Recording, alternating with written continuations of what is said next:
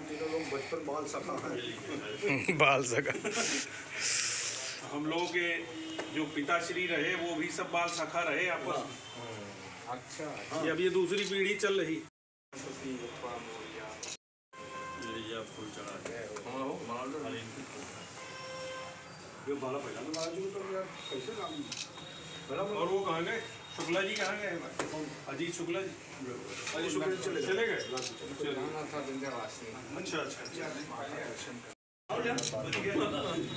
Confusion ना फैलाइए। इधर देखिए राजेश जी, राजेश जी इधर।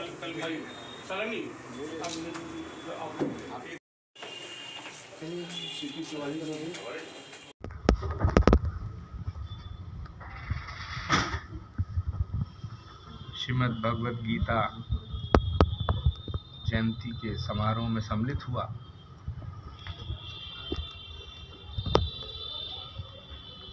महर्षि वामदेव जी की गुफा में जो शिव मंदिर है, शिवलिंग है, उसका अभिषेक किया और अब आपके सामने हूँ।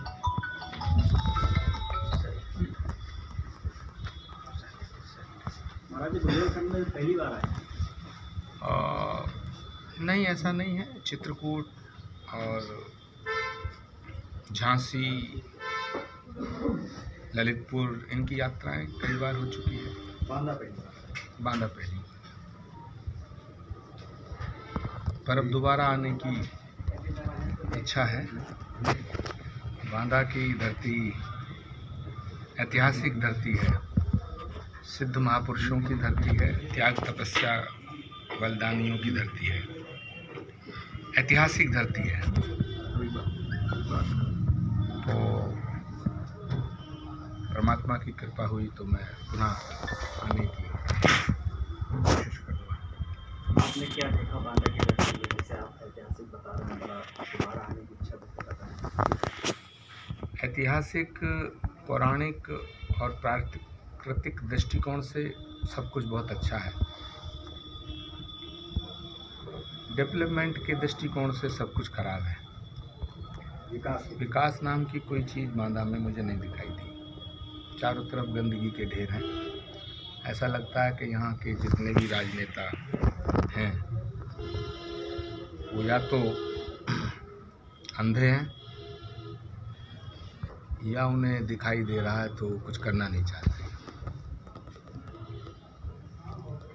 मुझे आकर के यहाँ मालूम चला है कि सत्ताधारी दल के ही सारे विधायक हैं, लेकिन जो डेवलपमेंट बांदा का होना चाहिए, जो ऐतिहासिक धरोहरों की रक्षा होनी चाहिए, उनका संरक्षण होना चाहिए, वो उससे मन व्यथित हुआ।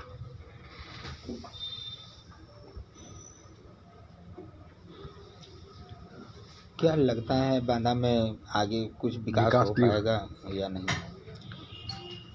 ये तो बांदा की जनता को सोचना है। जो विकास ना करे उस जनप्रतिनिधि को हटा देना चाहिए।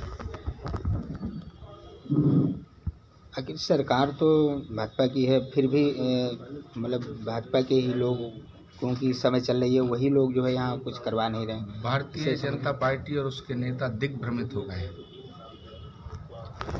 भारतीय जनता पार्टी और उसके नेताओं को ये लगने लगा है कि ये देश मूर्खों का देश है और इस देश पे तुम हमेशा राज करोगे।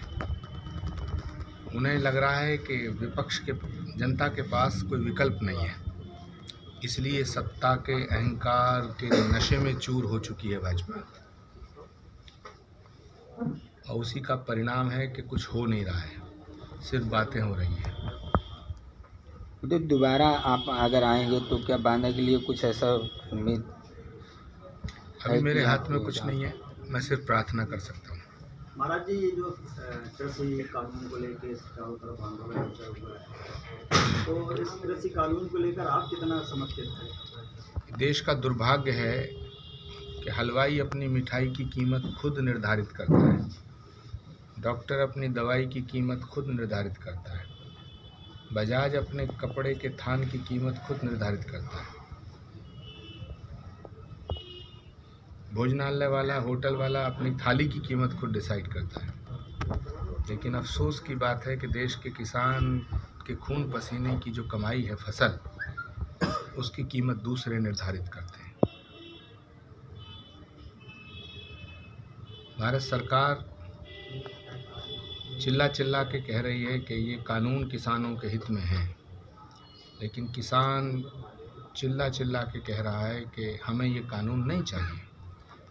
तो देश की लोकतांत्रिक व्यवस्था में जनता की भावनाओं को नज़रअंदाज करके यदि कोई कानून या कोई हुक्म थोपा जाता है तो डेमोक्रेसी का निशान नहीं है, चिन्ह नहीं है, प्रतीक नहीं है, वो तानाशाही है। देश का किसान बहुत बुरी हालत में है। किसानों को पूरा हक है कि अपनी फसल की कीमतों पर उनकी लागत से कम एमएसपी ना हो। तो इसीलिए एमएसपी, मिनिमम सपोर्ट प्राइस, अगर मिनिमम सपोर्ट प्राइस की गारंटी सरकार नहीं दे सकती है तो उसे सरकार में रहने का अधिकार नहीं लेकिन है। सरकार तो कह रही है कि हम तो एमएसपी से कोई छेड़छाड़ कर ही नहीं रहे। झूठ बोलते हैं। झगड़ा यही है, किसान एमएसपी पे गारंटी चाहता है, वो आश्वासन देना चाहता हाँ, है। तो वो लिखित गारंटी भी देने को तैयार है, जैसा हम अखबारों में पढ़ रहे हैं और देख रहे हैं। कानून बनाइए, चिट्ठी का क्या होगा, कानून बनाइए ताकि किसान को ये पता हो कि मैं जो गेहूँ, गन्ना, चावल इसका उत्पादन कर रहा हूँ तो इसको कम से कम इतना रेट जरूर मिलेगा, वरना तो किसान बर्बाद हो जाएगा। भारत सरकार जिद पे है। मैं परमात्मा से प्रार्थना करता हूँ कि भारत सरकार और प्रधानमंत्री जी को सद्बुद्धि आए। मैंने शिवलिंग पे अभिषेक करते हुए भी प्रार्थना की है कि मोदी जी को सद्बुद्धि आए, वो जिद छोड़ें। मेरा आरोप नहीं है ये सच है कि हमारे प्रधानमंत्री जिद्दी हैं, लेकिन अपनों से जिद नहीं करनी चाहिए। वो देश के अभिभावक हैं, वो देश के मुखिया हैं, वो देश के प्रमुख हैं। सैकड़ों जनसभाओं में उन्होंने ये कहा है कि वो प्रधान सेवक हैं।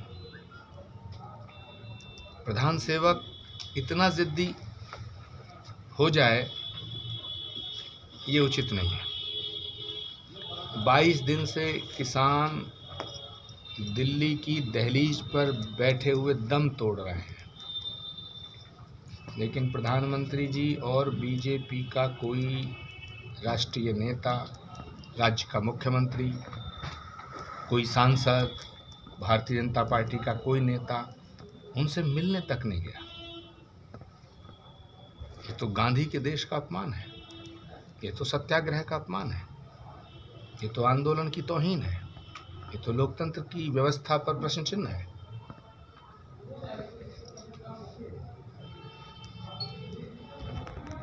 को संदेश देना चाहेंगे राजनीति से हटके। बांदा की भूमि